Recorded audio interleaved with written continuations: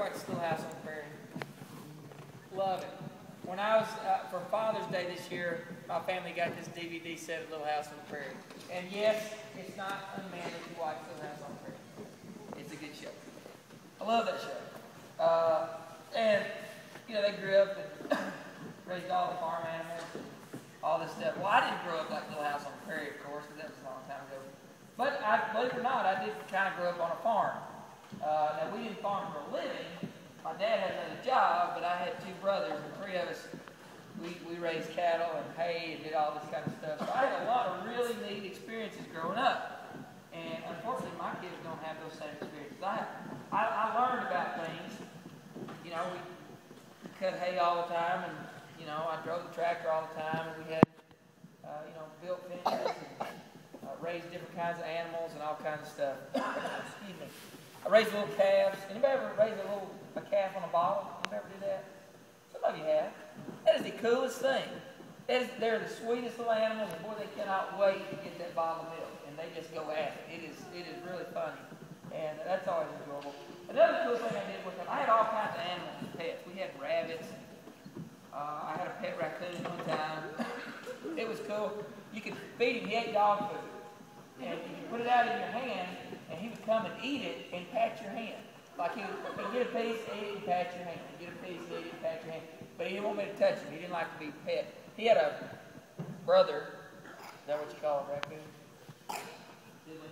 That a friend of mine had, and that one was like a little cat. It could just sit in his lap, you could pet it, it was really tame, but mine wasn't that thing. But that was cool. One time, I raised a baby goose. I also raised some snakes one time in Burton. I found these eggs. I didn't know what they were, and I put them in a jar. They were snakes. I didn't like that very much. But got this other egg one time, and it was a goose egg. And I put it in a cardboard box. I didn't sit on it, like you're thinking. Put it in a cardboard box, put a light bulb in there.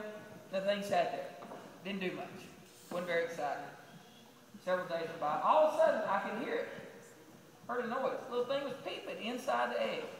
It was the neatest thing. So I got, you know, we knew something was about to happen. And then you see this little crack, and he starts poking his little beak out, and he's crying, going at it, peeping loud. And they say you're not supposed to help him. I don't know if that's true, but I didn't. And he pegged his way out, moved the shell off, and out he popped. A little yellow, fuzzy goose. And he's the cutest little thing. They got these big old floppy feet. Flop, flop, flop, flop, flop, flop. And they're fuzzy, and they just peep all the time. Oh, they're just crying. They're just like big babies. And they follow you everywhere. I mean, that's kind of what they do. It's an instinct for them. God put something in them that makes them want to follow. And so, it gets so irritating because you walk across the room and they right behind you. Flop, flop, flop, flop, flop. Everywhere you went. He loved to follow you. And I'd go outside. I mean, he followed me everywhere.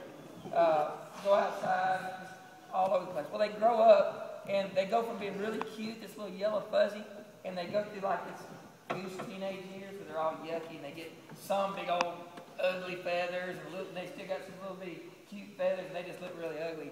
But then their big feathers come in, they look pretty.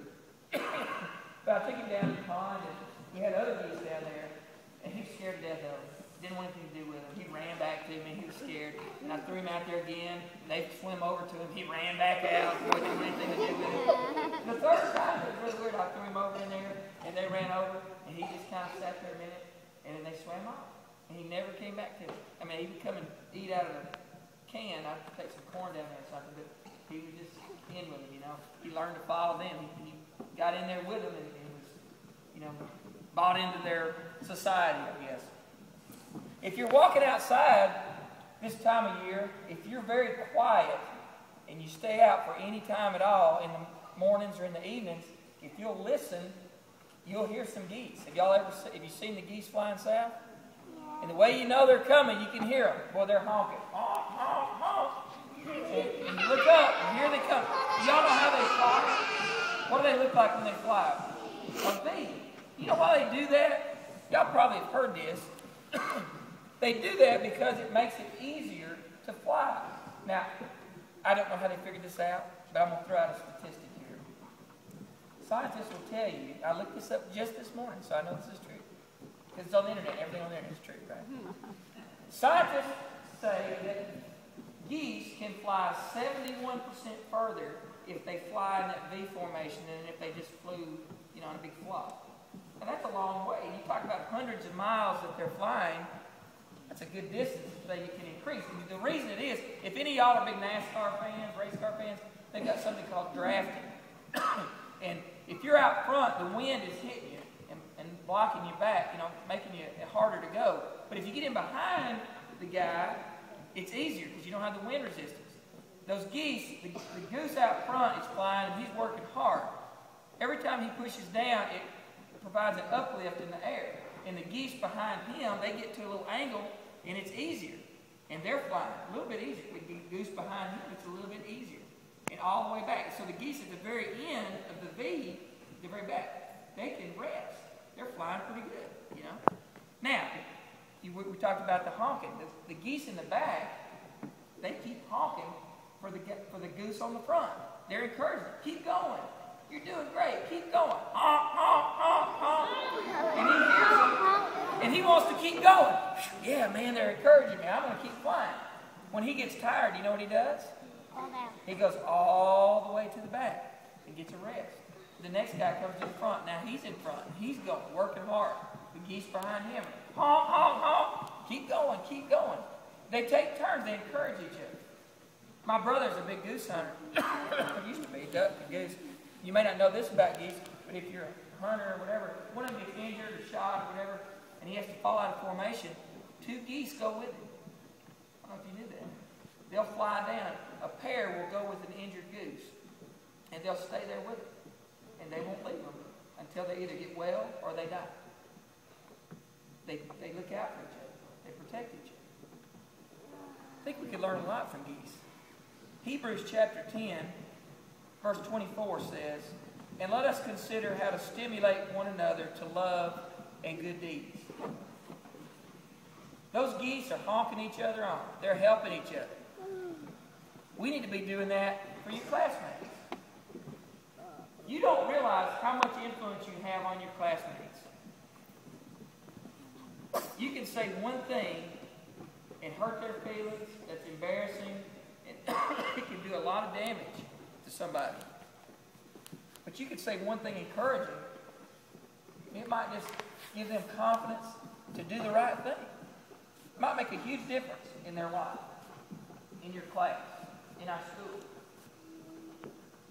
There's a lot that can be said for the way we treat each other. And if we're encouraging each other to do good things, man, it can really make a difference. It means whether or not those geese get to where they're going, whether or not they can have winter in a warm place or they stay cold all winter. It's a big difference for them. It's an even bigger difference for us. So when you're outside this time of year and you hear those geese honking, you look up and you see that V, remember those lessons that they can teach us, that they encourage each other, they help each other. And that's the way God wants us to be. He wants us to encourage each other to good works, to doing the right thing. Be an encouragement to your classmates. If we did that, that pleases God. It makes us a better school. It makes you a better person.